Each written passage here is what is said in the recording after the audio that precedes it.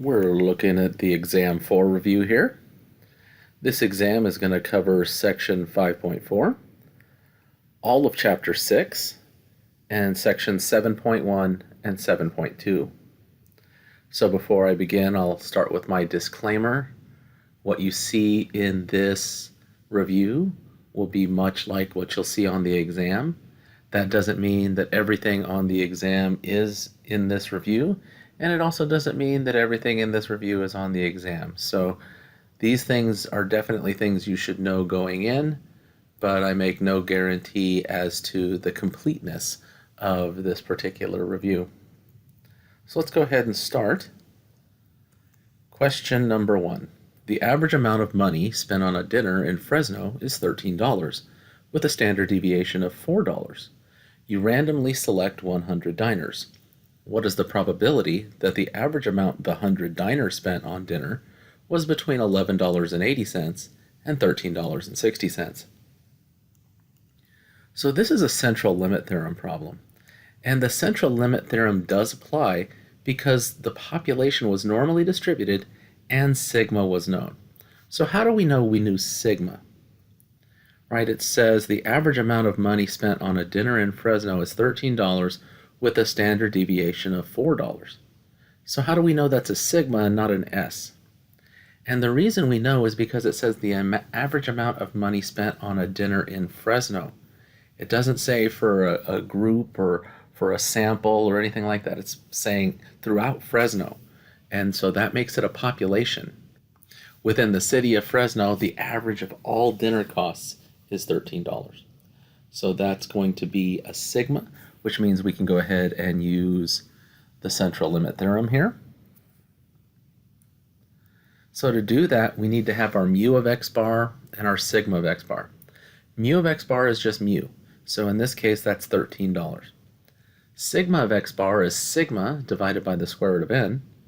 Sigma was 4, n was 100, so it's going to be 4 divided by the square root of 100, which is 4 divided by 10, and that's 0.40. So now we can go ahead and find our z-scores.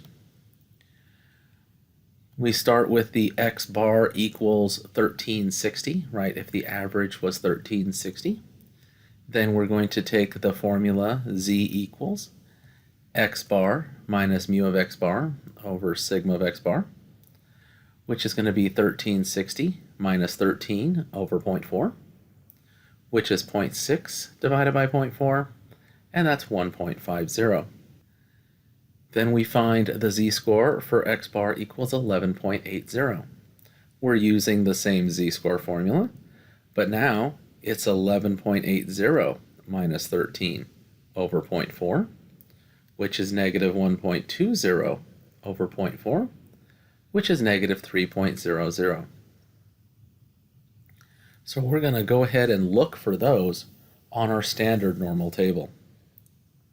We're going to start with the 1.50. We always start with the z-score furthest to the right, because when we're finding area between two z-scores, we want to take the table value for the right z-score and subtract the table value for the left z-score. So z equals 1.50. We need the positive side of the standard normal distribution table. We look up 1.50, and it's right here. It's 0.9332, so that's my table value.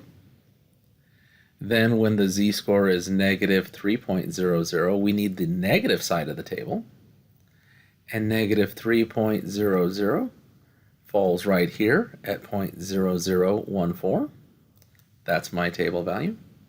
And to find this area, which is the probability, we're going to go ahead and subtract these two table values. So it's going to be 0.9332 minus 0.0014, which is 0.9318. That's going to be the probability that the average amount of money spent on dinner for these 100 diners is between $11.80 and $13.60. Question 2.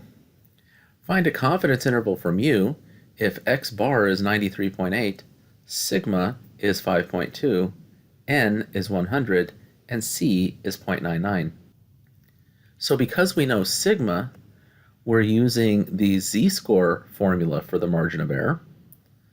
C equals 0.99 means the z-score for that level of confidence is 2.575. And the error formula is zc times sigma of x bar.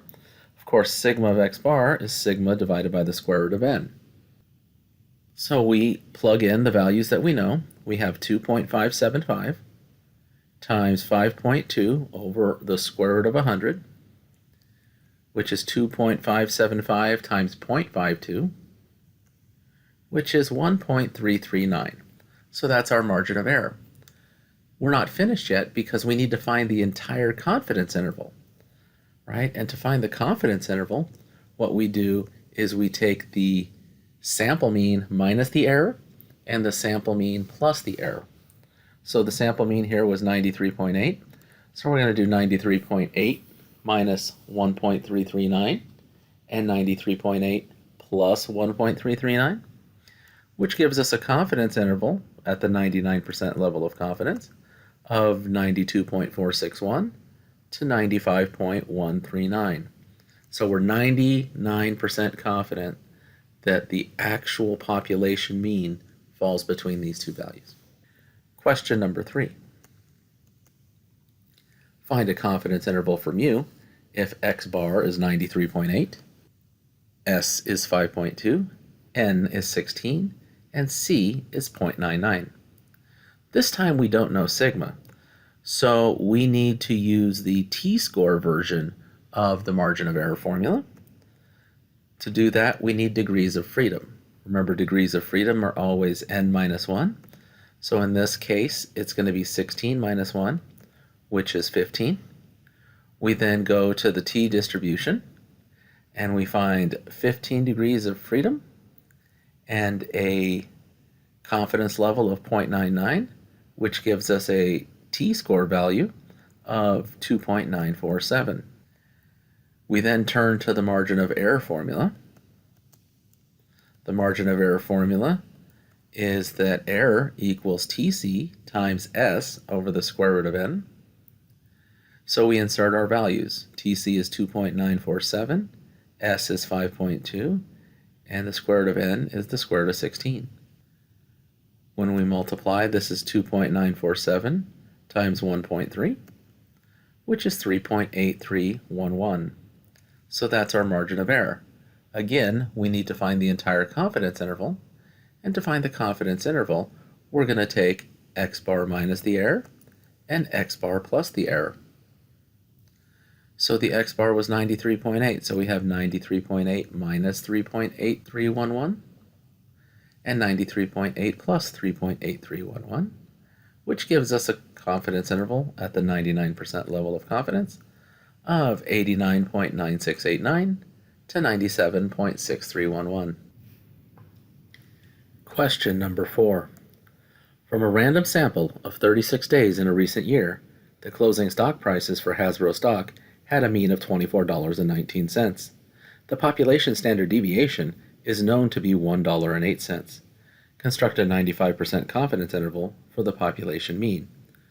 So because we know the population standard deviation, that means we're going to use the z-score version of the margin of error formula. So C equals 0.95 means that ZC is 1.96. The error formula is ZC times sigma O of x bar, which is ZC times sigma over the square root of n. ZC is 1.96, sigma is 1.08, and the n is 36. This leads us to a margin of error of 0.3528. We need to find the entire confidence interval, so confidence intervals are always x bar minus the error and x bar plus the error. So this is going to be 24.19 minus 0.3528, 24.19 plus 0.3528, which leads us to a confidence interval of 23.8372 to 24.5428. Now this seems like the right answer, but it's actually not correct. And the reason that it's not correct is because the type of problem we have deals with money. And in general, whenever you have a money problem, you should be rounding to 2 decimal places because we consider money in 2 decimal place values, right? Dollars and cents. So our actual confidence interval here would be 23.84 to 24.54, $23.84 to $24.54. That's important to remember. Whenever you have a money problem, regardless of what the directions on the test say, you're always rounding money problems to 2 decimal places. Question number 5.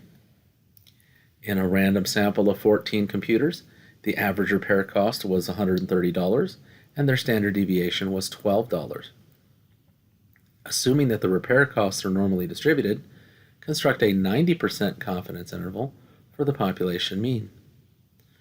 So in this case, we don't have a population standard deviation, we have a standard deviation for a sample. So that means we're going to use the t-score version of the margin of error formula. This is also a money problem, so at the end, we're going to be rounding to 2 decimal places, regardless of what the directions in the test say. So we'll start by finding degrees of freedom. Degrees of freedom are always n minus 1, which in this case is 14 minus 1, which is 13. We turn to our t distribution. We find 13 degrees of freedom with a 90% level of confidence, and that t-score value is 1.771. So now we're going to find the margin of error. The margin of error is given by TC times S over the square root of n, which is 1.771 times 12 over the square root of 14, which as a decimal is 5.679835,913. We'll go ahead and round that to 2 decimal places right now. It's $5.68, so that's our margin of error. To find the actual confidence interval, we're always going to take the sample mean minus the error and the sample mean plus the error. So this is going to be $130 minus $5.68 and $130 plus $5.68, which gives us a confidence interval of 124.32 to 135.68. And that's your answer for number 5. Number 6. The weight of full-grown German Shepherds is normally distributed. A sample of 80 full-grown German Shepherds is measured, and it is found that their average weight is 101 pounds, with a standard deviation of 9.9 pounds. What is the minimum sample size needed if you desire a margin of error of 2 pounds with a 95% level of confidence? So we're looking for a minimum sample size here. And remember, we have 2 minimum sample size formulas, one that deals with confidence intervals for the mean, and one that deals with confidence intervals for a population proportion. So here we're looking for a margin of error of 2 pounds. 2 pounds isn't a proportion, it isn't a percentage, it's an actual value. So we're looking for a confidence interval for the mean here. So we're going to use that formula. Is given by n equals ZC times sigma over E, that fraction squared, with a 0.95% level of confidence. The ZC value is 1.96. So we end up with 1.96 times sigma, which is 9.9, and we divide that by the error, which is 2. When we multiply the numerator, we get 19.404 divided by 2, which gives us 9.702. Now we have to square that, and we get 94.128804. But when you're finding a minimum sample size should always be a whole number. And you never round down when you're finding minimum sample size, because if you round down, this says that your sample has to be at least 94.128804. If you round it down to 94, then that sample wouldn't be big enough. We always have to round up to make sure that we meet or exceed this minimum value. So our actual minimum sample size here is 95. We need 95 German Shepherds to be able to make this margin of error 2 pounds with a 95% level of confidence. Question number 7. In a survey of 1,400 U.S. households, 924 indicated that there were at least 2 children in the household. Construct the 99% confidence interval for p hat. So this is a population proportion problem. To do this problem, the first thing we have to do is find the values of p hat and q hat. P hat, remember, is x over n. The x in this problem is 924, and the n is 1,400. So this is 924 over 1,400, which reduces to 0.66. Once we have p hat, we can find q hat because q hat is 1 minus p hat. So 1 minus 0.66 is 0.34, and that's our p hat value. So we have p hat, q hat, x, n, and the level of confidence. Those 5 things are what are needed to find this confidence interval. So the margin of error for a confidence level of 0.99, remember that the z-score for 0.99 is 2.575. And then our error formula is error equals zc times the square root of p hat times q hat divided by n. So that's going to be 2.575 times the square root of 0.66 times 0.34 over 1,400. And when we multiply that out, we get 0.0326005286. We'll be rounding that number to 0.0326. And then we're always going to find our confidence intervals for population proportions by doing p hat minus the error and p hat plus the error. So remember that p hat was 0.66, so it's going to be 0.66 minus 0.0326 and 0.66 plus 0.0326. So that gives us a confidence interval of 0.6274 to 0.6926. And you could totally leave your answer in that form. You do have an alternate version. Because this is a population proportion, it's completely appropriate to write it in terms of percentages.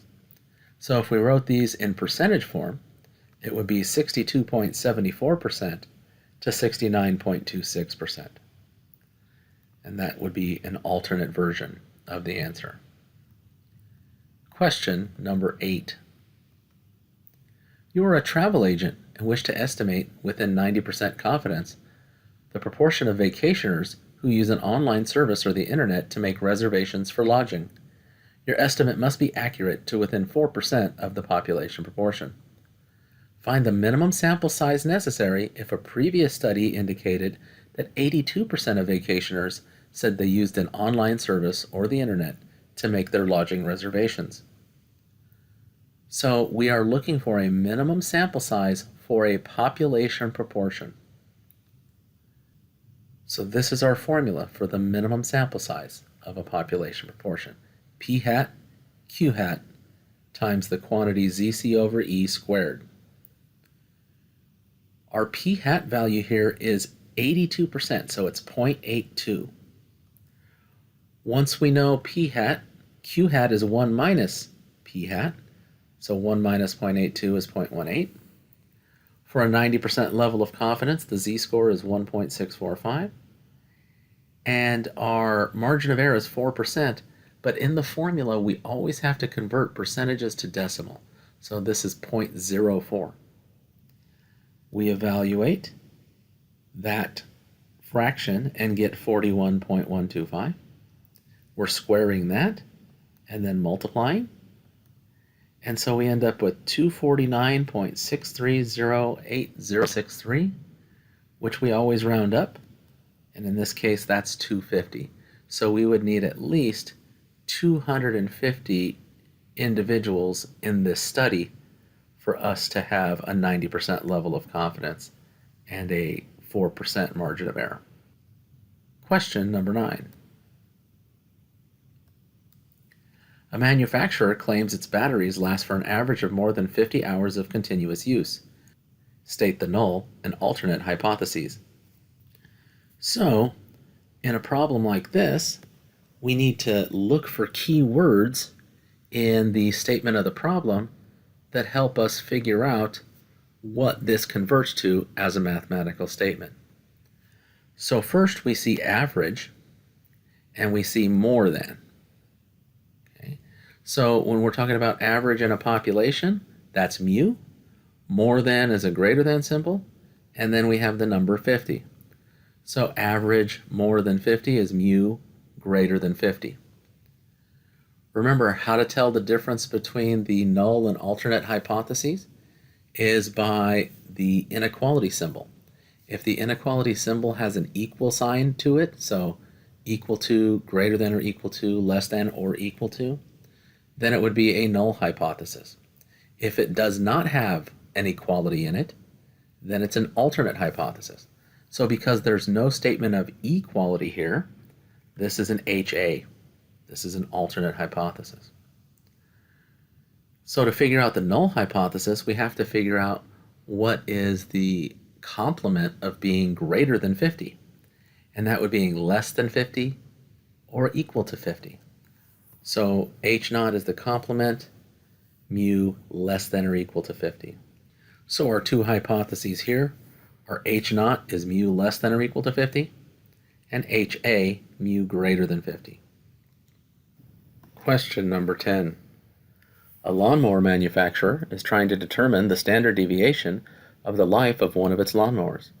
To do this, it randomly selects 26 lawnmowers that were sold several years ago and finds that the sample standard deviation is 3.25 years. Construct a 98% confidence interval for the population standard deviation sigma. So this is a confidence interval problem for standard deviations, which requires us to use the chi-square distribution. So getting a picture of this distribution might be helpful. Here we have the 0.9800, the 98%, as an area bound in the middle, and then each tail has an area of 0.0100. That adds up to a total area of 1 when you add all three of those quantities together. And the two tails have equal area. So what is the area to the right of our chi-square L value?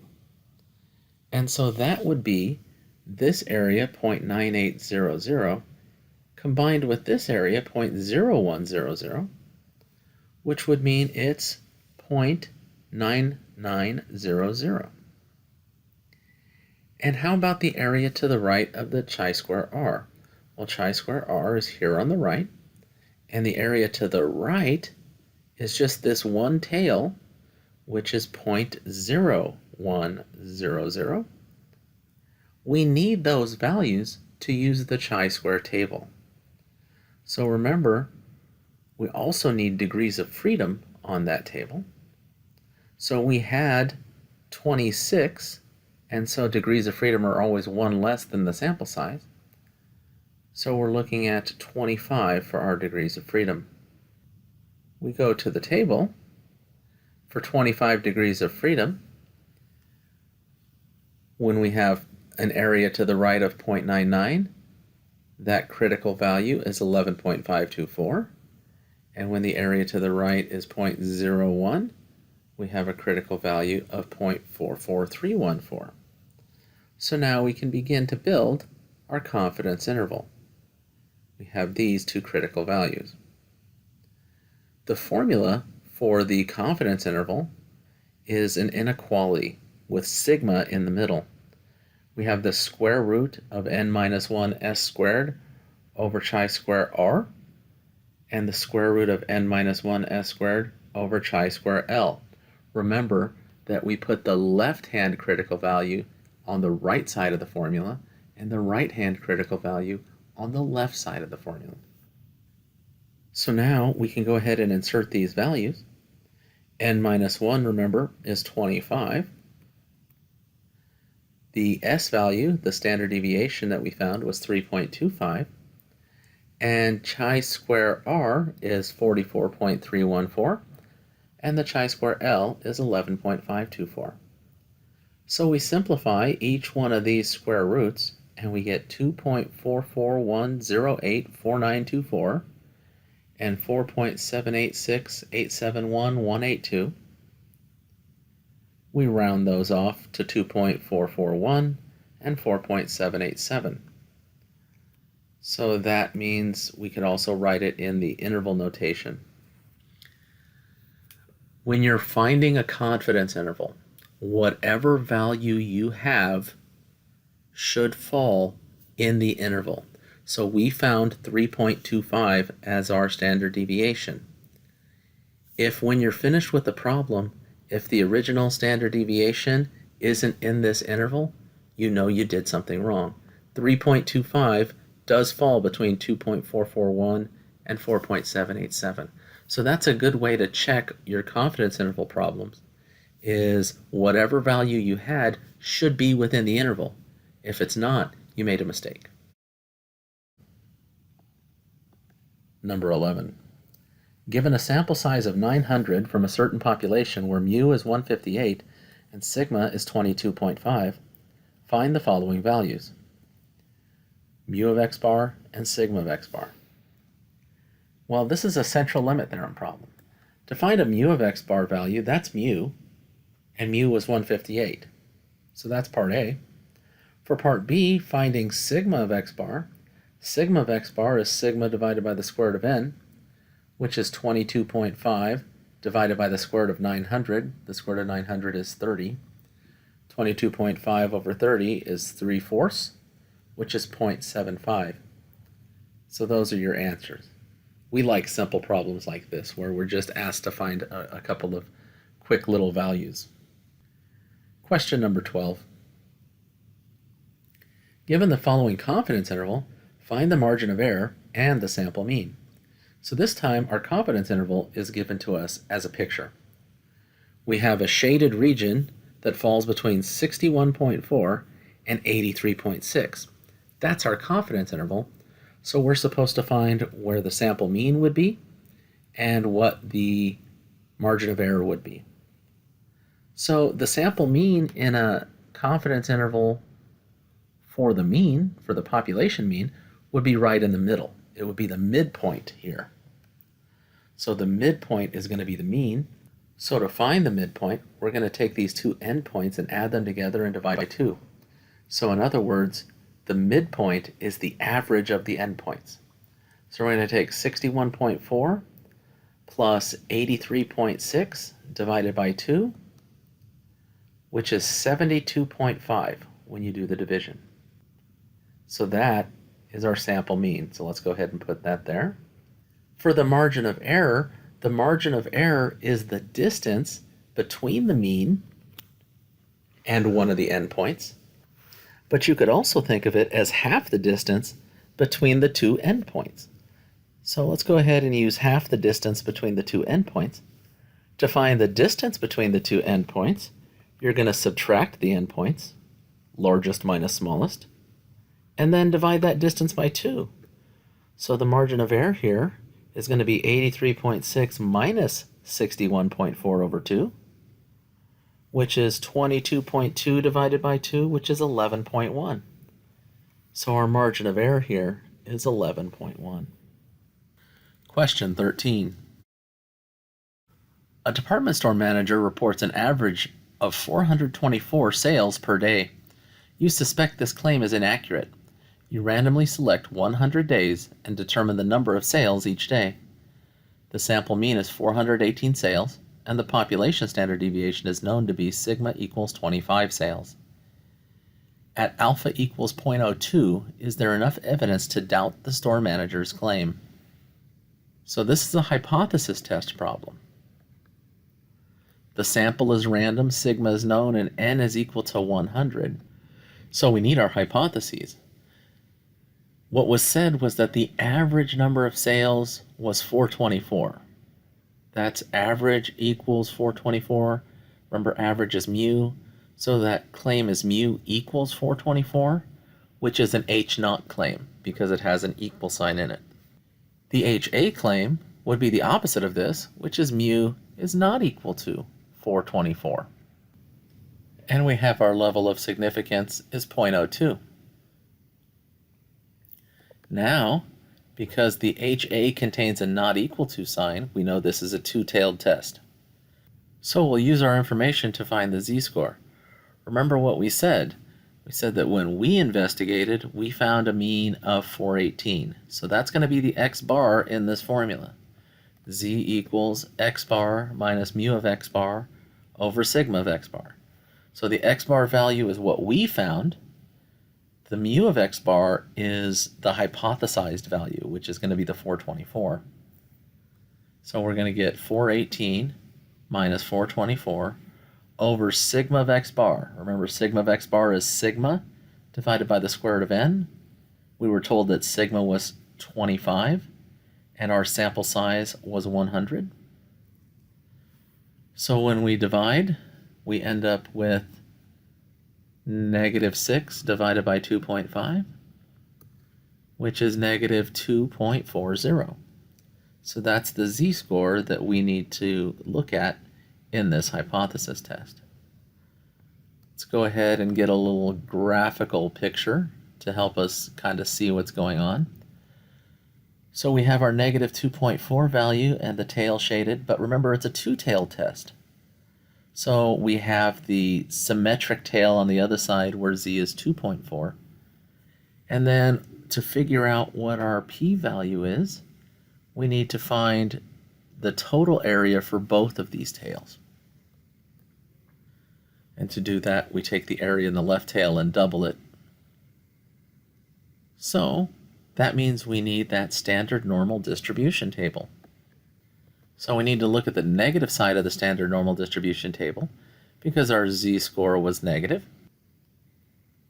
When z is -2.40, the table value that's associated with that is going to be 0.0082. It's right there. And so that is going to be the area in the left-hand tail. So when z is -2.4, the area to the left of z is 0.0082, but the p-value is twice that much because we take that area and double it. So the p-value in this problem is 0.0164. Now, to make our decision, we have to compare the p-value to alpha. So p is 0.0164. Alpha was 0.02, so we'll add a couple zeros so the decimals are the same length. It's always easier to compare decimals of the same length. And when we do that, we know that p is less than alpha. So if p is less than alpha, our decision is to reject H0. Now H0 was the claim that the average number of sales was 424. So that means there is sufficient evidence to disbelieve the manager, right? We can disbelieve his claim because his claim was the H0, and we rejected that claim. Okay, so that brings us to an end of the practice exam. Make sure that you're studying hard. There will be another formula sheet that goes along with this. I haven't made it yet, so that's why it's not here, but it will have all the formulas necessary for you to do the exam. So study hard, don't hardly study, and have a great day.